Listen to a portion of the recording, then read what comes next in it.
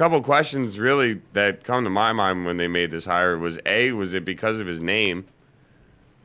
Do you sit here and did they hire him because of it's Jason Kidd, the ex-Net, the guy that got him to the NBA championship 2 years in a row, where they lost 8 out of 10 games?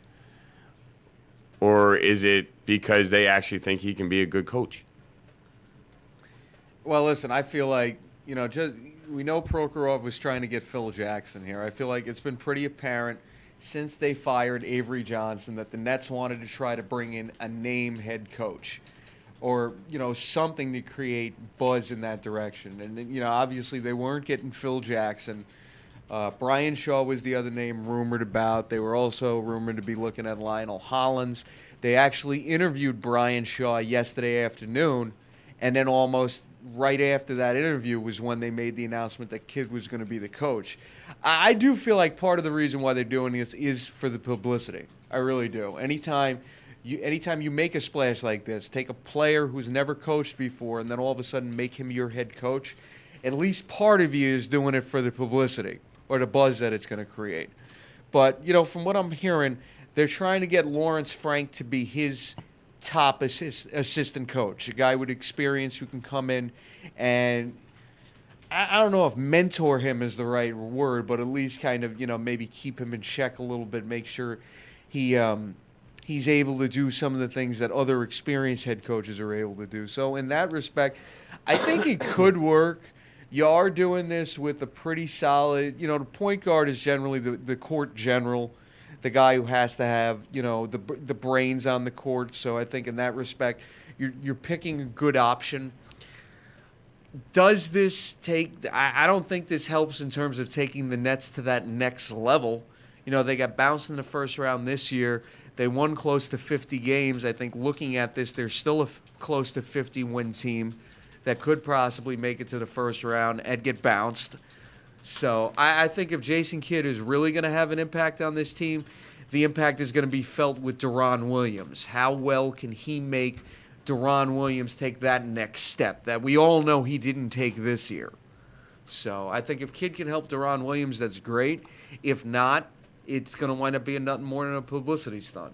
Well, I mean, the one thing they say is that him and Darren Williams are friends. Well, also, too, maybe I missed it while you guys were talking, but you heard who he's hiring as his top assistant. Yeah, I did bring that up, Lawrence actually. Frank, I didn't know if it was official, but I have heard Lawrence Frank. Yeah, pretty much. Apparently, Lawrence Frank still lives in New Jersey. Mm-hmm. Apparently, last season, the reason things didn't go so well with Detroit is he had some family problems and whatnot. But I remember that, yeah. He's apparently very close to Jason Kidd as well.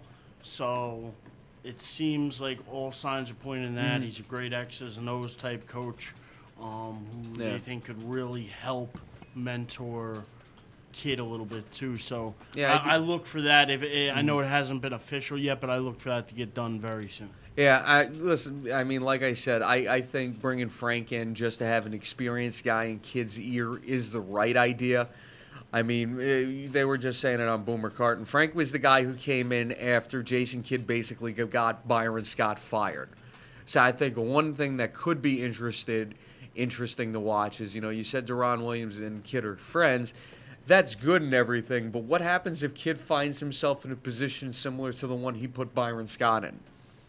And I'm not saying that's going to happen. I mean, Kidd is a respected player around the league.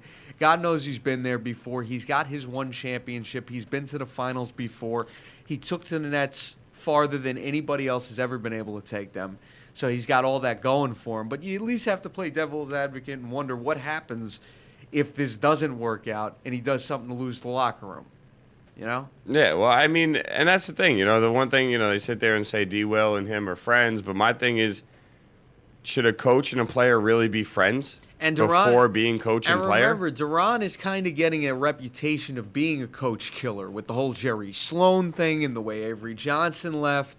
So you got to at least wonder if it could happen. He wants to change that because he doesn't like that's been bestowed upon him as coach. Nobody killer. Likes it when they get a reputation for that. And it can work, Dave, believe it or not. I mean, a coach, you look at a guy like Joe Girardi with the Yankees. And he went from being a player, and he played alongside Jeter and Mariano and some of these guys and was friends with them and still was able to come in and manage them and manage a ball club. It depends on the level of guys you got in there, their maturity level. Can they understand, a coach and a friend relationship and being able to separate that? Well, I mean, the one thing I'll say to that comparison, I mean, I kind of said the point guard is considered the court general, and I thought Kidd has that basketball acumen to the point They say he's where got he an would be. unbelievable basketball Yeah, IQ. so I definitely think he's smart enough in that respect. And as far as the Girardi one, I mean, it is a good comparison because when you think about it, the catcher is the closest thing to an assistant head coach on the active 25-man roster. That's why you see so many catchers get made manager between Girardi and Mike Matheny and Mike Sosa, Joe Torre. Catchers are the most likely to be made managers in baseball, and I do kind of compare point guard to the catcher position. I think they are equivalent of each other in their respective sports. So I'll give you that. I do think it's a little different though, just because Girardi didn't go straight from playing to being the manager. He was an assistant coach on a couple staffs. I think he was even assistant coach to Torre for a couple of years before he got the job with the Marlins. You could tell me if I'm right on that. He was an assistant. Yeah. Kids doing this with no assistant head And that's coaching why I don't think experience he at should all. have got this job. Yeah. I mean, like I said, was telling Dave, if he goes and coaches small market team, a team that's not really relevant right now, tries to make them relevant, gain some experience, whether it be with the Bobcats or with the team like the Pelicans or whatever. The only reason why I'm not completely saying that, I see that the Pelicans is a dumbass name. We said that when it happened. I But love it. I told Dave I'm buying a Pelicans hat. As soon as they're out and available to buy, I'm getting a Pelicans hat. anyway, just off that, all I can think of is the scene in Scarface with Tony Montana. Come on, Pelican, fly, Pelican. That's all I want to say. But you know what? The only reason I think that the kid going straight to head coaching works this year is you look at the other candidates out there, and I don't really think there's anyone that overwhelmingly deserved it over Kidd. Brian Shaw, yeah, he's got his assistant head coaching, but that doesn't mean he'd necessarily be better. George Karl, I don't think they went the route of George Karl because of something I said last week. I think Karl is getting a reputation of being a transition coach who can't necessarily take his team to the next level. If he goes to the Clippers, I think he has a great shot of proving that wrong. But you look at the teams he's had in Denver, you look at the teams he's had in Seattle, they've been great teams, but they've never been able to take that next step. So I think that kind of hurt Karl a little bit in that respect.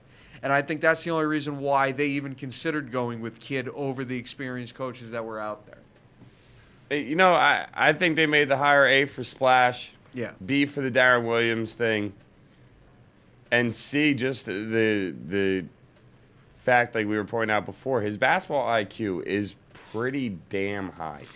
And the bottom line is, when you hire a guy that's never been a head coach, you never know what's going to happen.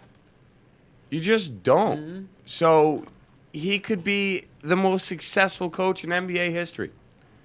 Or he could be a coach for 2 years and nobody ever hires him again. You really just don't know. And the bottom line is, I think they did this because you're going to get a lot of old, especially those New Jersey Net fans, back to maybe support this team a little bit more because they're like, all right, well, at least you got a jersey. You know what I mean? Like that connection for them. I mean, they are doing something that you look at the recent history of New York teams. I mean, a lot of people felt like the Knicks should have given Patrick Ewing a chance to be at least an assistant head coach because of the nostalgia factor. I know a lot of Yankee fans wanted Don Mattingly as manager because of the nostalgia factor, and they both kind of didn't go in that direction. So the Nets are going in the direction that a lot of New York teams have had the opportunity to do in recent years, but they're the first one to really take that step in that direction. Yeah. It's an interesting hire. Mm-hmm. I mean, that's really what it makes me. It's very interesting. I mean, Kidd played for him for 6.5 years. He had his back-to-back championship appearances. I mean, they only won 2 games in the 2 series combined. But, I mean, it's a crapshoot. They're taking a risk. They're going for a splashy name. I mean, I don't know why you don't feel splashy with Lionel Hollins or George Karl or something like that. But maybe, you know, like I said, then I think that's where the J. Kidd with Darren Williams friendship comes into play because he has that in with their star player that they gave $96 million to. So you got to keep that guy happy. Like Joey pointed out in our chat room, bottom line is the players control what happens. They're the big money. They're the guys that put fans in the seats. The owners know that. So for the most part, the players control what happens. You have very few teams in the entire league where the players do not control what happens. And San Antonio would be one of them. Just saying. Don't mess with Pop, Yeah, man. but superstars are running the league, and that's the way the show goes. It's a different NBA now.